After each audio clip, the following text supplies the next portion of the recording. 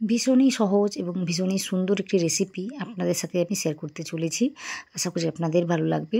ঘরে থাকা উপকরণ দিয়েই কিন্তু এই রেসিপিটি তৈরি করে নেওয়া যায়। আর বেশি কিছু উপকরণ লাগেও না। তো আপনারা এই রেসিপিটি দেখলে আশা করি বুঝতে পারবেন। আর দেখুন এগুলো না গরম গরম খেতে দারুণ লাগে। তো আশা করি আপনাদের রেসিপিটি ভালো লাগবে। এই রেসিপিটি প্রথম থেকে শেষ পর্যন্ত দেখবেন। যদি ভালো লাগে সেটা অবশ্যই কমেন্টে জানাবেন। সাথে সাথে এই ভিডিওতে একটা লাইক দেবেন। নতুন কেউ হয়ে থাকলে অবশ্যই আমার চ্যানেলটিকে সাবস্ক্রাইব করে নেবেন। তো এইভাবে আমাকে অবশ্যই সাপোর্ট করবেন।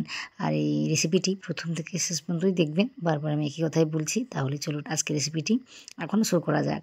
তো এই রেসিপিটি বানানোর জন্য আমি কি করেছি, গমের আটা নিয়েছি। তো এখানে আমি আটা নিয়েছি, আপনারা চাইলে কিন্তু ময়দাটাকেও নিতে পারেন।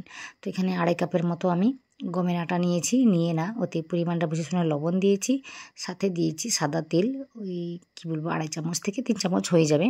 তো এই পরিমাণ তেলটাকে দিয়ে ভালোভাবে মিশিয়ে নেব।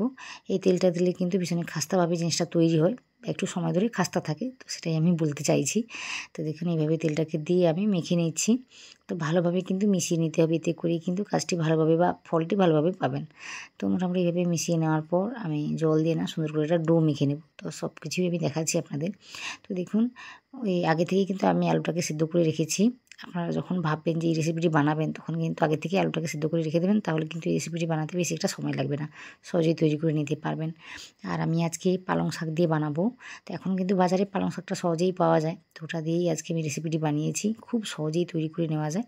তো রেসিপিটি দেখবেন, যদি ভালো লাগে অবশ্যই সেটা কমেন্ট করেই জানাবেন। সাথে সাথে ভিডিওতে একটা লাইক দেবেন। বারবার আমি একই কথাই বলছি। তো অবশ্যই আমাকে সাপোর্ট করবেন। তো দেখুন জলটাকে দিয়ে না আমি সুন্দর করে একটা ডো মেখে নিয়েছি। 1 কাপের একটু বেশি জলটা লেগেছে। তো এই জলটাকে দিয়ে মেখে নেওয়ার পর আমি 10 মিনিটের জন্য রেখে দিচ্ছি সাইডে। তো এইদিকে দেখুন আমি 4টে আলু নিয়েছি, একদম ছোটো এই আলুগুলো। তো এগুলো নিয়ে না আমি সেদ্ধ করে নিয়েছিলাম। তো এগুলো একটু ম্যাশ করে নিচ্ছি। আমি হাত দিয়েই কাজটি করে নিচ্ছি, আপনারা চাইলে কোনো কিছুর সাহায্যে কোনোটি ম্যাশ করে নিতে পারেন। তো ম্যাশ করে নেওয়ার পর এতে কিছু আমি মশলা অ্যাড করব। মশলা বলতে সেভাবে কিছু লাগবে না, আপনারা দেখতে পাবেন আমি কি মেশাই এর মধ্যে। তো আগে থেকে আমি পেঁয়াজটাকে কুচিয়ে রেখেছিলাম, ওটা আমি নিচ্ছি। আর কাঁচা লঙ্কা কুচিটাকেও নিচ্ছি। তো ঝালটা বুঝে শুনে দেবেন। ঝালের পরিমাণটা ঠিকঠাক থাকলে খেতে বেশ ভালো লাগে। তো অবশ্যই বুঝে শুনে কাজটি করবেন। তো পেঁয়াজ কুচি, লঙ্কা কুচি, জিরে গুঁড়ো, ধনে গুঁড়ো। তো এগুলো না আগে থেকে আমি ভেজে রেখে দিয়েছিলাম গুঁড়ো করে। তো এগুলোই দিয়েছি। ওই যে ভেজে রাখা জিরে গুঁড়োটা ওটা দিলে কিন্তু খেতে বেশ ভালো লাগে, গন্ধটা খুব সুন্দরভাবে আসে এই রেসিপির মধ্যে। তাই আমি দিয়েছি। তারপরে যেটা দিয়েছি সেটা হলো লবণ। লবণটাকে দেওয়ার পর আমি এখানে অনেকটাই পরিমাণে মোটামুটি কী বলবো, ওই পালং শাককে দিয়েছি, আমি কুচিয়ে নিয়েছিলাম 1 আঁটি পালং শাক পুরোটাই আমি দিয়েছি। আর এইভাবে কুচিয়ে নিয়েছিলাম ছোটো ছোটো করে। তো এইভাবে কাজটি করে নিয়েছি। তো দেখুন বেসিক কিছু মশলা যেগুলো বাড়িতে থাকে, তো এগুলোই আমি দিয়েছি, বেশি কিছু লাগছেও না। খুব সহজে কিন্তু এই রেসিপিটি তৈরি করে নেওয়া যায়। তো এটাকে মেখে নিয়েছি এইভাবে।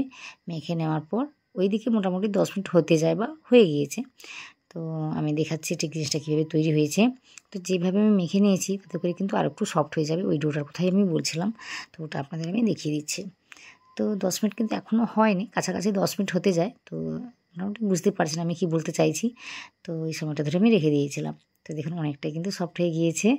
তো এইভাবে কাজটি করলে কিন্তু সহজেই এই রেসিপিটি তৈরি করে নেওয়া যায়, বা বলতে পারেন সহজেই বা সুন্দর করে কাজটি করে নেওয়া যায়।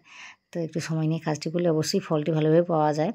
তো দেখুন এখান থেকে আমি কয়েকটা লেচি তৈরি করে নিচ্ছি। তো সবার প্রথমে কিন্তু আমি কী করেছি, একটু ভালোভাবে মেখে নিয়েছি। মেখে নিলে কিন্তু স্মুথভাবে কাজটি হয়। তারপর একটা লেচি তৈরি করে নিয়েছি। ওই যে লুচি বানানোর জন্য যেভাবে আমি ওই যে লেচিগুলো আমরা বানাই ঠিক সেভাবেই তৈরি করে নিয়েছি, বা একটু বড় করে কাজটি করেছি। তো এখানে একটা আমি লেচি নিয়েছি, নিয়ে একটু আটা বা ময়দা দিয়ে এভাবে বেলে নিতে হবে। তো আমি প্রথমে হাত দিয়ে এভাবে কাজটি করে নেওয়ার পর বেলে নিচ্ছি। সহজেই বেলে নেওয়া যায়, সেভাবে কিছু প্রয়োজন পড়ে না। মোটামুটি দেখতেই পাচ্ছেন কীভাবে আমি কাজটি করে নিচ্ছি। যেভাবে আমরা ওই লুচির জন্য পুরিগুলোকে বেলে নিই ঠিক সেভাবেই কাজটি করে নিতে হবে। তো একটু পাতলা করে কাজটি করে নিচ্ছি, খুব বেশি পাতলাও করছি না। আপনারা দেখতে পাবেন কীভাবে আমি কাজটি করি, ঠিক এইভাবে আমি কাজটি করেছি। তারপর ওই যে আলুর মাখাটাকে রেখেছিলাম ওটা আমি নিচ্ছি। তো আজকে আমি যেভাবে দেখাচ্ছি ওইভাবে যদি আপনারা একবার বানান, আপনারা কিন্তু বারবার বানাবেন, এতটাই টেস্টি হয় এটা খেতে। জানি না কেন আমার কিন্তু ভীষণ ভালো লেগেছে, বিশেষ করে এই পালং শাকটা ছিল বলে বেশি ভালো লেগেছে। তো একবার হলেও বানাবেন, বানিয়ে আমাকে জানাবেন। তো দেখুন যেভাবে আমরা মোমোগুলো বানাই ঠিক সেভাবেই আমি এই ভাঁজগুলো দিচ্ছি, আপনারা দেখতে পাচ্ছেন। আমি উল্টো দিকে বসেছি ক্যামেরার, তো সেভাবে বোঝাই যাচ্ছে না, আপনারা আশা করি বুঝতে পারছেন আমি কীভাবে কাজটি করেছি। তো মোটামুটি ভাঁজ করে করে এভাবে একটু আটকে দিতে হবে। তারপরে মুখের দিকে গিয়ে না এভাবে একটু ঘুরিয়ে এক্সট্রা যে অংশটা আছে ওটা কিন্তু কেটে নিতে হবে। তাহলে কিন্তু একদম সুন্দরভাবে ভাজাটা হবে, না হলে কিন্তু কাঁচা থেকে যাবে মোটা থেকে গেলে বা পুরো থেকে গেলে। তো আশা করি বুঝতে পারছেন আমি কি বলতে চাইছি। ঠিক এইভাবে কাজটি হয়েছে। আর ওই মুখটাই কিন্তু ভালোভাবে সিল করে দিতে হবে। তো এই কাজটি ভালোভাবে করলে কিন্তু রেসিপিটি সুন্দর করে তৈরি করে নেওয়া যায়। তো বেশ কয়েকটা আমি তৈরি করে নিয়েছি একই রকমভাবে। তো তারপর আমি ভেজে নেব। তো এখানে দেখুন তেলটাকে বসিয়ে দিয়েছি। বসিয়ে দেওয়ার পর মোটামুটি গরম করে নিয়েছি। তো দেখতেই পাচ্ছেন খুব বেশি কিন্তু গরম হয়ে যায়নি, বলতে পারেন লো আর মিডিয়ামের মাঝামাঝি রেখে আমি কাজটি করছি। তেলটাকে ভালোভাবে গরম করে নিয়েছিলাম, তারপর ওই যে লো আর মিডিয়ামের মাঝামাঝি রেখে কাজটি করে নিচ্ছি। এতে করে কিন্তু ভিতর থেকে ভালোভাবে ভাজা হবে, না হলে কিন্তু কাঁচা থেকে যাবে। তো দেখুন মোটামুটি এইগুলোকে দিয়ে না আমি এখন নাড়াচ্ছি না, মোটামুটি সুন্দর করে ভাজাটা হয়ে গেলে তারপর আমি উল্টাবো। তো দেখুন এইভাবে মোটামুটি কিছুক্ষণ আমি রেখে দিয়েছিলাম, 1 মিনিটের জন্য রেখে দিয়েছিলাম। 1 মিনিট পরে কিন্তু আবার আমি উল্টে দিচ্ছি। তো এইভাবে কিন্তু কাজটি করতে হবে, এতে করেই কিন্তু সুন্দর করে ভাজাটা হবে, না হলে কিন্তু কী বলবো ভেতরে কাঁচা থেকে যাবে বা কি বলবো এই আটাটা ভালোভাবে ভাজা হবে না। তো দেখুন এইভাবে ভেজে নিতে হবে। আমি উল্টে দিয়েছি, দেখুন এইভাবে উল্টে দেওয়ার পর আর একটু সময় নিয়ে ভেজে নেব। গ্যাসের ফ্লেমটা কিন্তু এখনও পর্যন্ত লো আর মিডিয়ামের মাঝামাঝিই রয়েছে। তো এইভাবে আরও 1 থেকে 2 মিনিট আমি এইভাবে ভেজে নেব। ভেজে নেওয়ার পর কিন্তু গ্যাসের ফ্লেমটাকে মিডিয়াম করে দিয়েছি। এইভাবে উল্টে পাল্টে কিন্তু একটু সময় নিয়ে ভাজতে হবে, এতে করে কিন্তু ওই যে ভাঁজগুলো দিয়েছি না, ওইগুলো সুন্দরভাবে ভাজা হয়ে যাবে।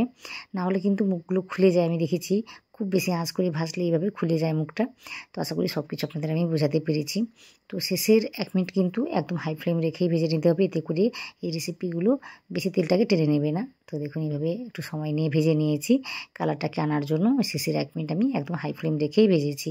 আর এতে করে রেসিপিগুলো তেলটাকে একদমই টেনে নেবে না। তো দেখতেই পাবেন কীভাবে কাজটি হয়েছে বা দেখতেই পাচ্ছেন। তো আশা করি আজকে এই রেসিপিটি আপনাদের ভালো লেগেছে। ভালো লাগলে সেটা অবশ্যই কমেন্ট করে জানাবেন। আপনাদের কমেন্টের আশায় থাকি, তো অবশ্যই একটা কমেন্ট করে জানাবেন। তো দেখুন কোনো রকম রেসিপি দেখতে চাইলে সেটাও কিন্তু কমেন্ট করে জানাবেন, তাহলে ওই রেসিপিগুলো আপনাদের সাথে আমি সহজেই শেয়ার করে নেব।